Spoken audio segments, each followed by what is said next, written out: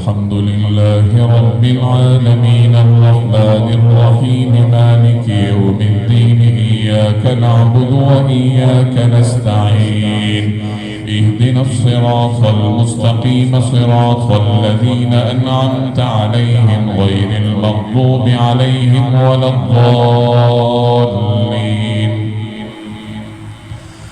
الحمد لله الذي أنزل على عبده الكتاب ولم يجعل له عوجا قيما لينذر بأسا شديدا من لدنه ويبشر المؤمنين الذين يعملون الصالحات أن لهم أجرا حسنا ماكثين فيه أبدا وينذر الذين قالوا اتخذ الله ولدا ما لهم به من علم ولا لآبائهم كبرت كلمة تخرج من أفواههم إن يقولون إلا كذبا فلعلك باقع نفسك على آثارهم إن لم يؤمنوا بهذا الحديث أسفا إنا جعلنا ما على الأرض زينة لها لنبلوهم أيهم أحسن عملا وإنا لجاعلون ما عليها صعيدا جرزا أم حسبت أن أصحاب الكهف والرقيم كانوا من آياتنا عجبا إذ أوى الفتية إلى الكهف فقالوا ربنا آتنا من لدنك رحمة وهيئ لنا من أمرنا رشدا فضربنا على آذانهم في الكهف سنين عددا ثم بعثناهم لنعلم أي الحزبين أحصى لما لبثوا أمدا نحن نقص عليك نبأهم بالحق إنهم فتية آمنوا بربهم وزدناهم هدى وربطنا على قلوبهم إذ قاموا فقالوا ربنا رب السماوات والأرض لن ندعو من دونه إلها لقد قلنا إذا شططا هؤلاء قوم اتخذوا من دونه آلهة لولا يأتون عليهم بسلطان بين فمن أظلم ممن افترى على الله كذبا وإذ اعتزلتموهم وما يعبدون إلا الله فأووا إلى الكهف ينشر لكم ربكم من رحمته ويهيئ لكم من أمركم مرفقا وترى الشمس إذا طلعت تزاور عن كهفهم ذات اليمين وإذا غربت تقرضهم ذات الشمال وهم في فجوة من ذلك من آيات الله من يهد الله فهو المهتد ومن يضلل فلن تجد له وليا مرشدا وتحسبهم أيقاظا وهم رقود ونقلبهم ذات اليمين وذات الشمال وكلبهم باسط ذراعيه بالوعيد بالوصيد لو اطلعت عليهم لوليت منهم فرارا ولملئت منهم رعبا وكذلك بعثناهم ليتساءلوا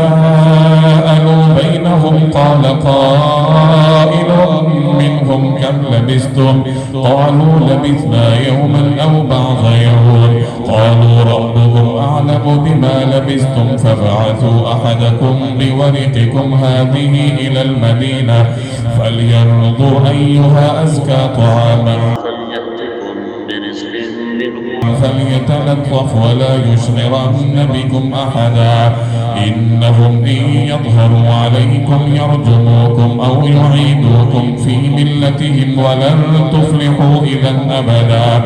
وكذلك أعثرنا عليهم ليعلموا أن وعد الله حق وأن الساعة لا ريب فيها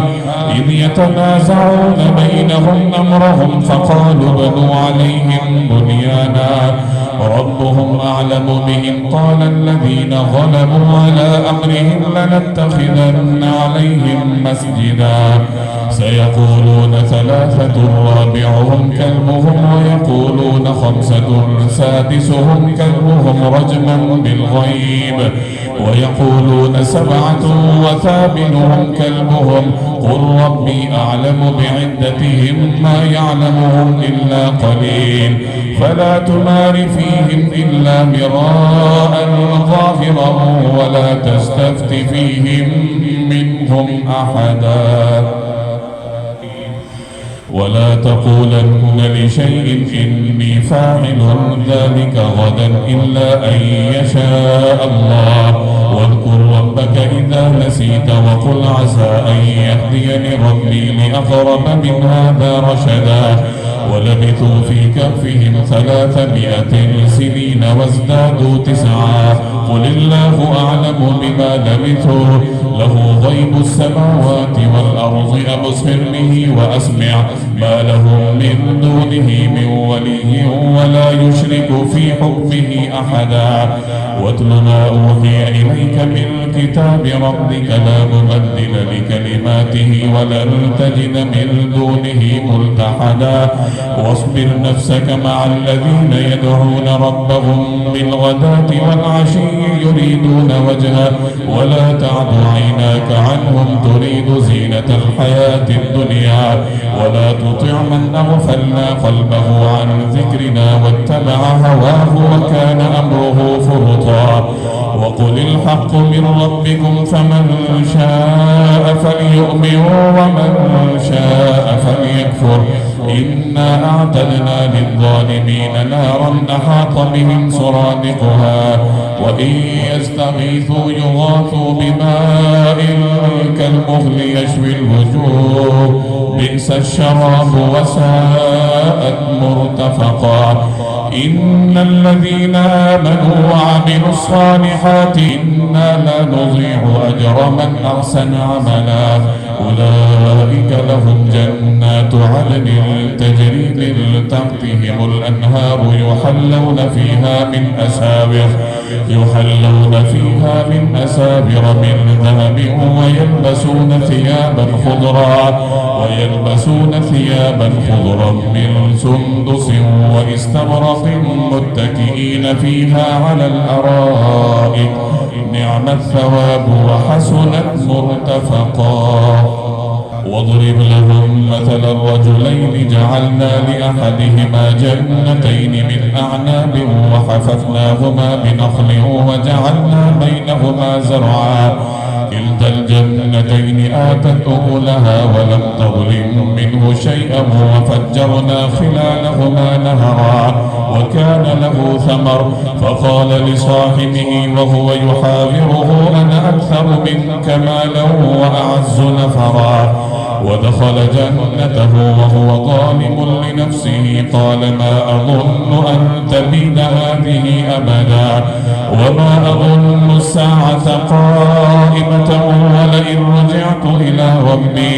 ولئن رددت إلى ربي لأجدن خيرا منها منقلبا قال له صاحبه وهو يحاوره أكفرت بالذي خلقك من تراب ثم من نطفة ثم سواك رجلا لكنه الله ربي ولا أشرك بربي أحدا ولولا إذ دخلت جنتك قلت ما شاء الله لا قوة إلا بالله إن ترني أنا أقل منك مالا وولدا فعسى ربي أن يؤتيني خيرا من جنتك ويرسل عليها حسبانا من السماء فتصبح صعيدا زلقا أو يصبح ماؤها غورا فلن تستطيع له طلبا وأحيط بثمره فأصبح يقلب كفيه على ما أنفق فيها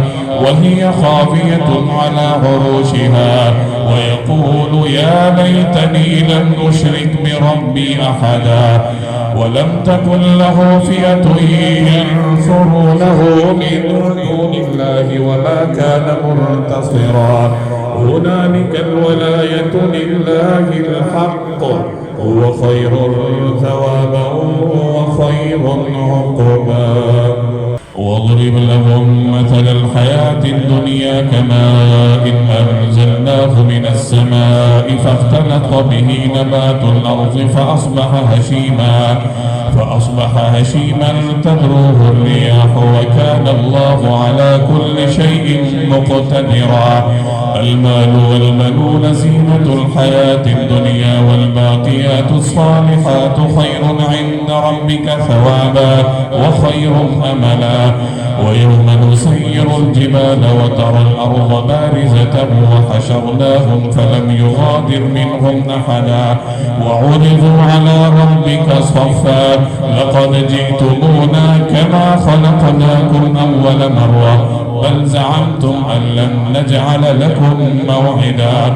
ووضع الكتاب فترى المجرمين مشفقين مما فيه ويقولون يا ويلتنا ما لهذا الكتاب لا يغادر صغيرة ولا كبيرة إلا أحصاها ووجدوا ما عملوا حاضرا ولا يظلم ربك أحدا. وإذ قلنا للملائكة اسجدوا لآدم فسجدوا إلا إبليس كان من الجن ففسق عن أمر ربه أفتتخذونه وذريته أولياء من دوني وهم لكم عدو بئس للظالمين بدلا. ما أشهدتهم خلق السماوات والأرض ولا خلق أنفسهم وما كنت متخذ المضلين عضدا. ويوم يقول نادوا شركائي الذين زعمتم فدعوهم فلم يستجيبوا لهم وجعلنا بينهم موبقا. ورأى المجرمون النار فظنوا أنهم مواقعوها ولم يجدوا عنها مصرفا. ولقد صرفنا في هذا القرآن للناس من كل مثل وكان الإنسان أكثر شيء جدلا. وما منع الناس أن يؤمنوا إذ جاءهم الهدى ويستغفروا ربهم إلا أن تأتيهم سنة الأولين أو يأتيهم العذاب قبلا. وما نرسل المرسلين إلا مبشرين ومنذرين ويجادل الذين كفروا بالباطل ليدحضوا به الحق واتخذوا آياتي وما أنذروا هزوا. ومن أظلم ممن ذكر بآيات ربه فأعرض عنها ونسي ما قدمت يداه إنا جعلنا على قلوبهم أكنة أن يفقهوه وفي آذانهم وقرا وإن تدعوهم إلى الهدى فلن يهتدوا إذا أبدا. وربك الغفور ذو الرحمة لو يؤاخذهم بما كسبوا لعجل لهم العذاب بل لهم موعد لن يجدوا من دونه موئلا. وتلك القرى أهلكناهم لما ظلموا وجعلنا لمهلكهم موعدا. وإذ قال موسى لفتاه لا أبرح حتى أبلغ مجمع البحرين أو أمضي حقبا فلما بلغا مجمع بينهما نسيا حوتهما فاتخذ سبيله في البحر سربا. فلما جاوزا قال لفتاه آتنا غداءنا لقد لقينا من سفرنا هذا نصبا. قال أرأيت إذ أوينا إلى الصخرة فإني نسيت الحوت وما أنسانيه إلا الشيطان أن أذكره واتخذ سبيله في البحر عجبا. قال ذلك ما كنا نبغي فارتدا على آثارهما قصصا فوجدا عبدا من عبادنا آتيناه رحمة من عندنا وعلمناه من لدنا علما. قال له موسى هل أتبعك على أن تعلمني مما علمت رشدا قال إنك لن تستطيع معي صبرا وكيف تصبر على ما لم تحط به خبرا قال ستجدني إن شاء الله صابرا ولا أعصي لك أمرا قال فإن اتبعتني فلا تسألني عن شيء حتى أحدث لك منه ذكرا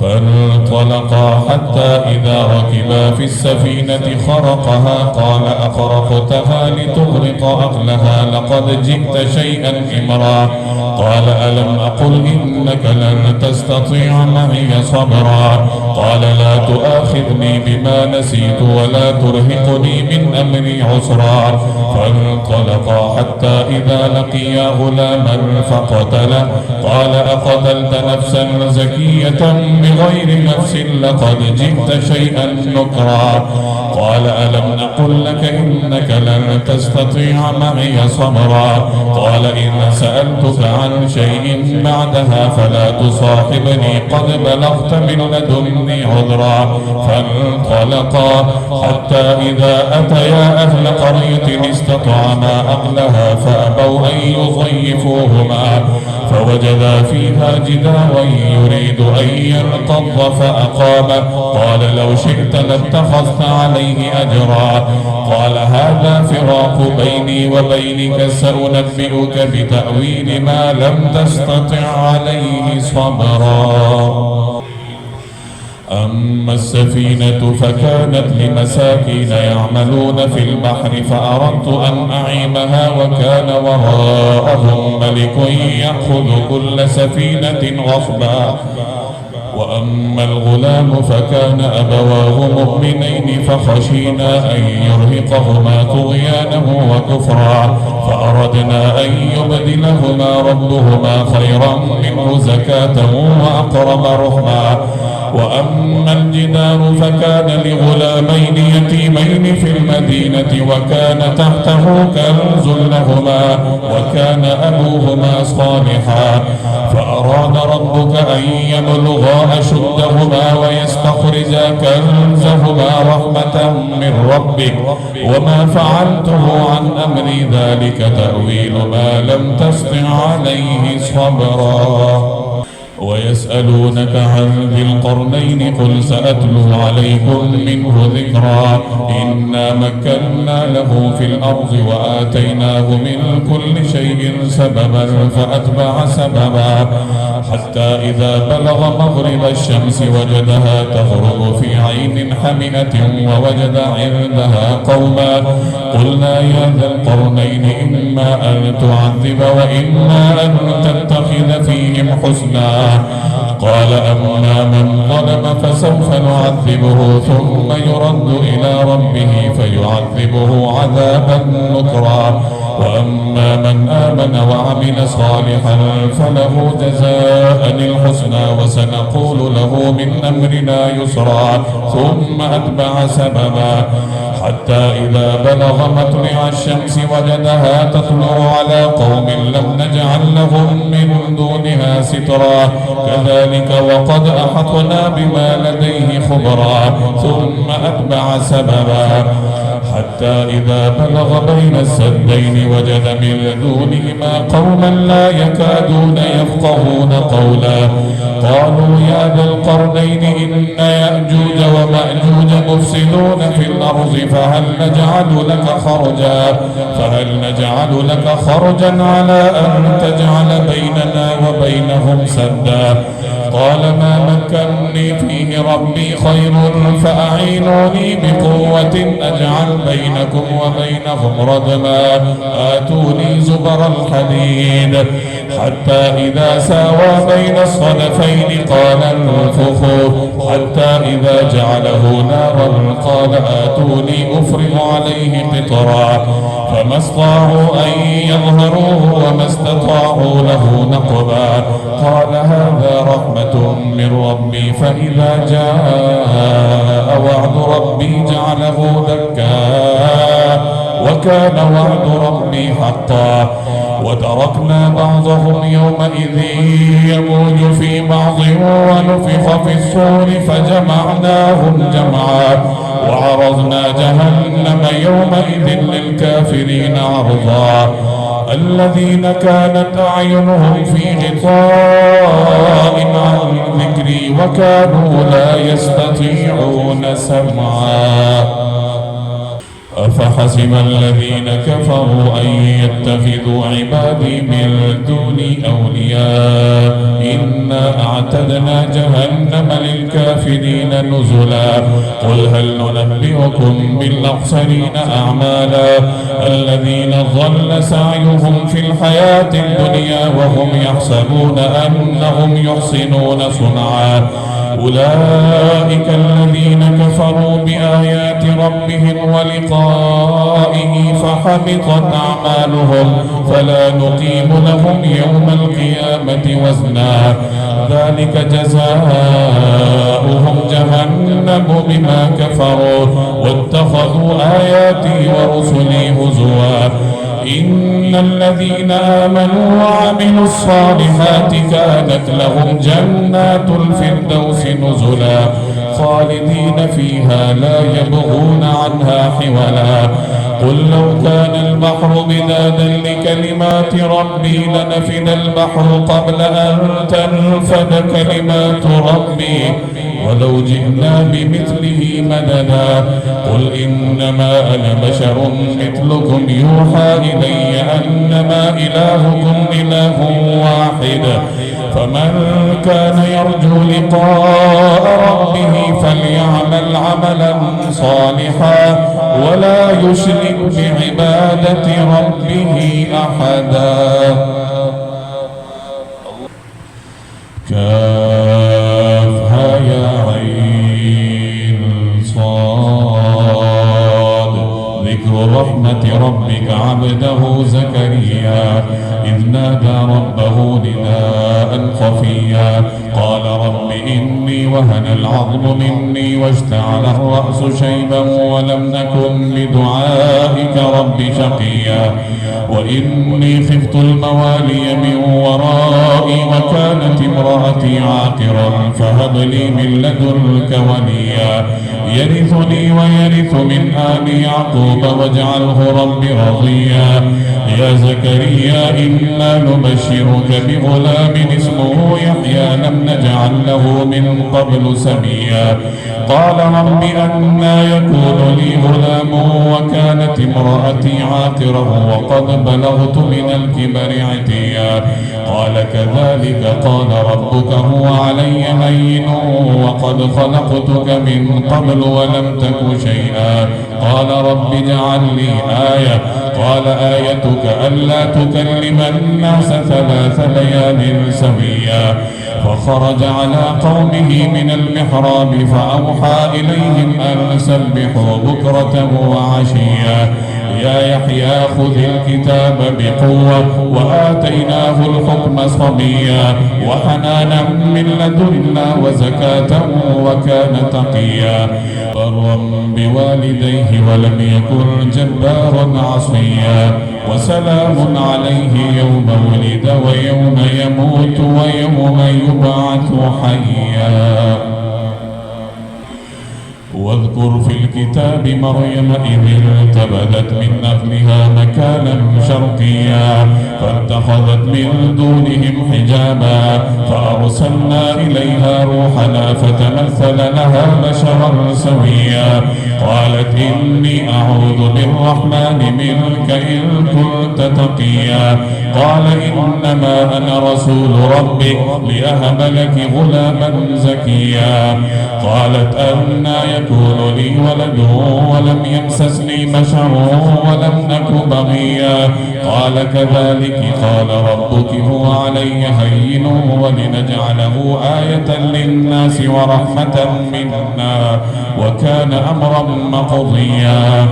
فحملته فانتبذت به مكانا قصيا فأجاءها المخاض إلى جذع النخلة قالت يا ليتني مت قبل هذا وكنت نسيا منسيا فناداها من تحتها ألا تحزني قد جعل ربك تحتك سريا وهزي إليك بجذع النخلة تساقط عليك رطبا جنيا فكلي واشربي وقري عينا فإما ترين من البشر أحدا فقولي إني نذرت للرحمن صوما فلن أكلم اليوم إنسيا فأتت به قومها تحمله قالوا يا مريم لقد جئت شيئا فريا يا أخت هارون ما كان أبوك امرأ سوء وما كانت أمك بغيا فأشارت إليه قالوا كيف نكلم من كان في المهد صبيا قال إني عبد الله آتاني الكتاب وجعلني نبيا وجعلني مباركا أينما كنت وأوصاني بالصلاة والزكاة ما دمت حيا وبرا بوالدتي ولم يجعلني جبارا شقيا والسلام علي يوم ولدت ويوم أموت ويوم أبعث حيا ذلك عيسى بن مريم قول الحق الذي فيه يمترون ما كان لله أن يتخذ من ولد سبحانه إذا قضى أمرا فإنما يقول له كن فيكون وإن الله ربي وربكم فاعبدوه هذا صراط مستقيم فاختلف الأحزاب من بينهم فويل للذين كفروا من مشهد يوم عظيم أسمع بهم وأبصر يوم يأتوننا لكن الظالمون اليوم في ضلال مبين وأنذرهم يوم الحسرة إذ قضي الأمر وهم في غفلة وهم لا يؤمنون إنا نحن نرث الأرض ومن عليها وإلينا يرجعون واذكر في الكتاب إبراهيم إنه كان صديقا نبيا إذ قال لأبيه يا أبت لم تعبد ما لا يسمع ولا يبصر ولا يغني عنك شيئا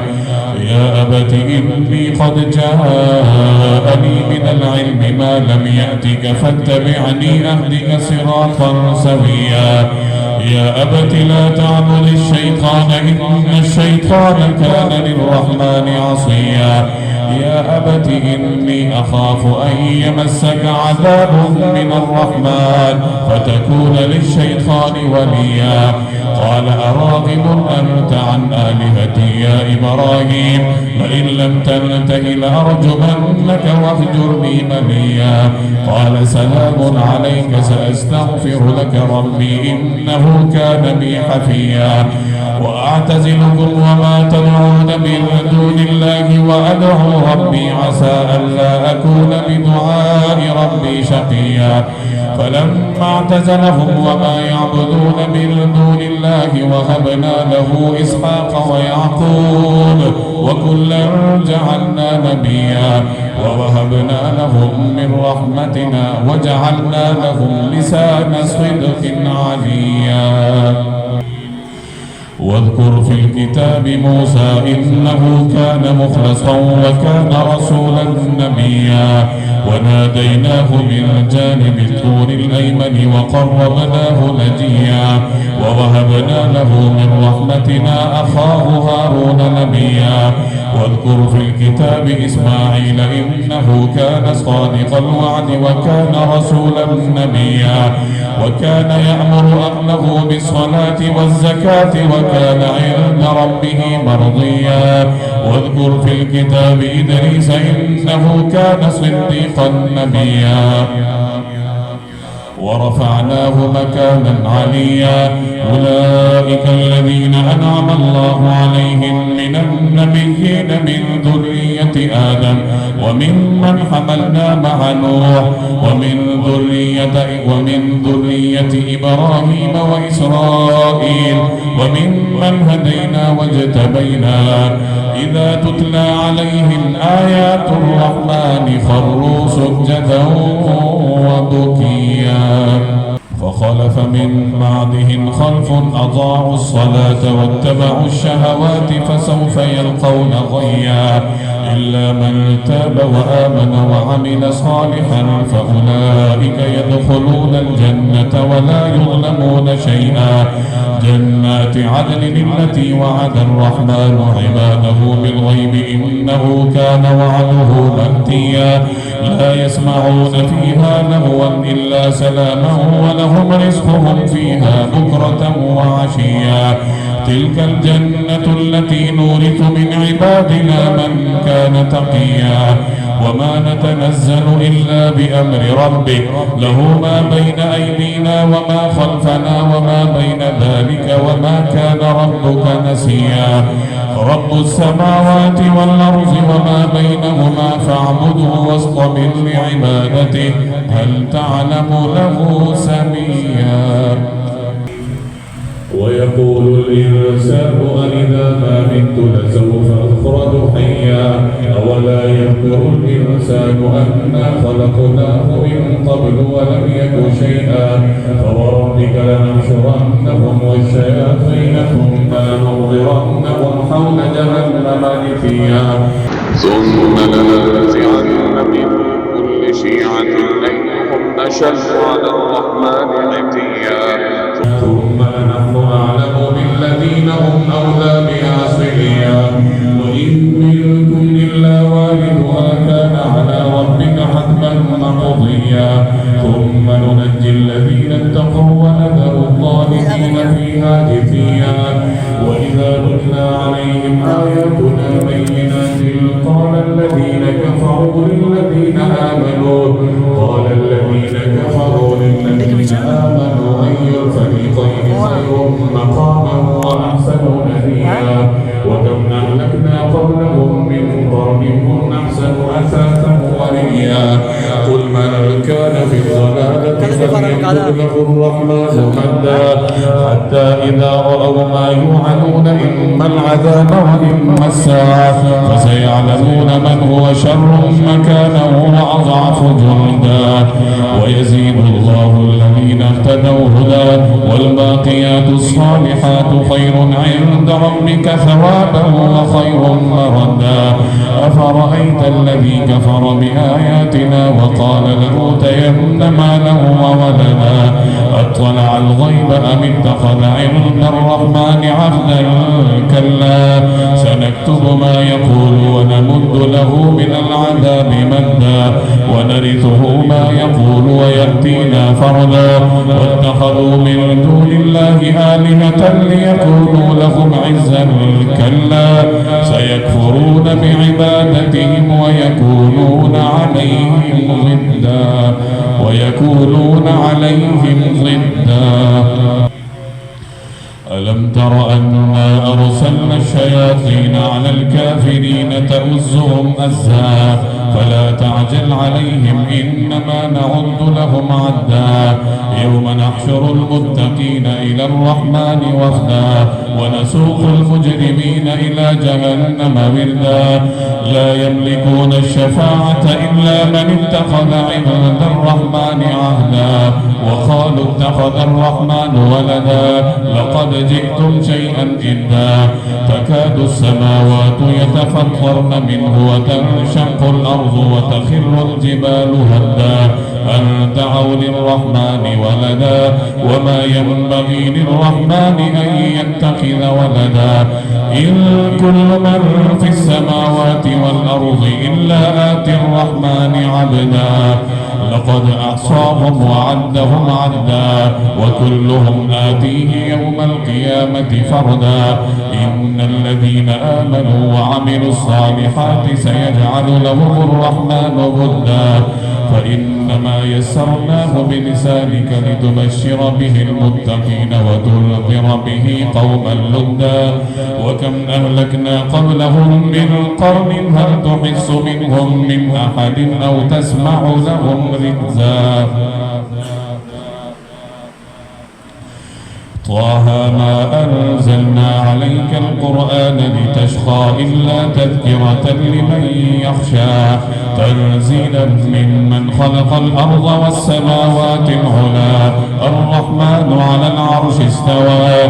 له ما في السماوات وما في الأرض وما بينهما وما تحت الثرى وإن تجهر بالقول فإنه يعلم السر وأخفى الله لا إله إلا هو له الأسماء الحسنى وهل أتاك حديث موسى إذ رأى نارا فقال لأهلهم كثوا إني آنست نارا لعلي آتيكم منها بقبس أو أجد على النار هدى فلما أتاها نودي يا موسى إني أنا ربك فاخلع عليك إنك بالوادي المقدس طوى وأنا اخترتك فاستمع لما يوحى إنني أنا الله لا إله إلا أنا فاعبدني وأقم الصلاة لذكري إن الساعة آتية أكاد أخفيها لتجزى كل نفس بما تسعى فلا يصدنك عنها من لا يؤمن بها واتبع هواه فتردى وما تلك بيمينك يا موسى قال هي عصاي أتوكل عليها وأهش بها على غنمي ولي فيها مآرب أخرى قال ألقها يا موسى فألقاها فإذا هي حية تسعى قال خذها ولا تخف سنعيدها سيرتها الأولى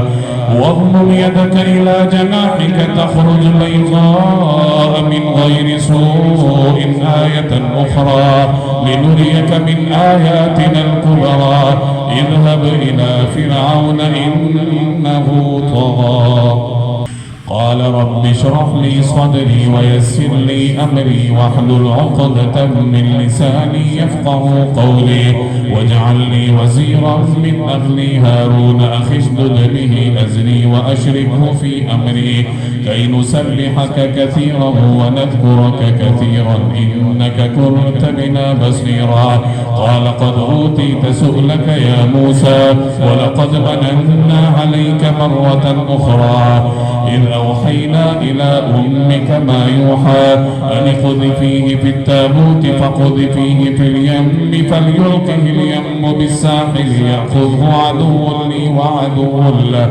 وألقيت عليك محبة مني ولتصنع على عيني إذ تمشي أختك فتقول هل أدلكم على من يكفله فرجعناك إلى أمك كي تقر عينها ولا تحزن وقتلت نفسا فنجيناك من الغم وفتناك فتونا فلبست سنين في أهل مدين ثم جئت على قدري يا موسى واصطنعتك لنفسي اذهب أنت وأخوك بآياتي ولا تنيا في ذكري اذهبا إلى فرعون إنه طغى فقولا له قولا لينا لعله يتذكر أو يخشى قال ربنا إننا نخاف أن يفرط علينا أو أن يطغى قال لا تخافا إنني معكما أسمع وأرى فأتياه فقولا إنا رسولا ربك فأرسل معنا بني إسرائيل ولا تعذبهم قد جئناك بآية من ربك والسلام على من اتبع الهدى إنا قد أوحي إلينا أن العذاب على من كذب وتولى قال فمن ربكما يا موسى قال ربنا الذي أعطى كل شيء خلقه ثم هدى قال فما بال القرون الأولى قال علمها عند ربي في كتاب ظل ربي ولا ينسى الذي جعل لكم الأرض مهدا وسلك لكم فيها سبلا وأنزل من السماء ماء فأخرجنا به أزواجا من نبات شتى كلوا وارعوا أنعامكم إن في ذلك لآيات لأولي النهى